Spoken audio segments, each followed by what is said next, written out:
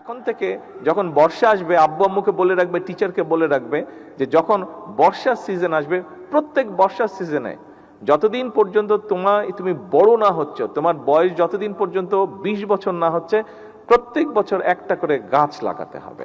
পারবে? পরিবেশ রক্ষায় দেশের প্রতিটি শিশুকে প্রতি বছর অন্তত একটি করে গাছ লাগানো ও তার পরিচর্যা করার আহ্বান জানিয়েছেন প্রধানমন্ত্রী তারেক রহমান।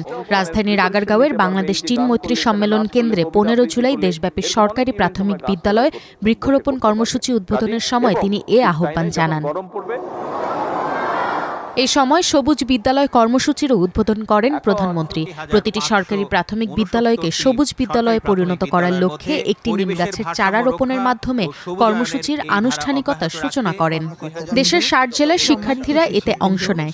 এর মাধ্যমে সারা দেশের সরকারি প্রাথমিক বিদ্যালয় প্রাঙ্গণে একযোগে প্রায় 2 লাখ গাছের চারা রোপণ করা হচ্ছে। অনুষ্ঠানের আগে প্রধানমন্ত্রী বিভিন্ন প্রাথমিক বিদ্যালয়ের স্টল পরিদর্শন করেন।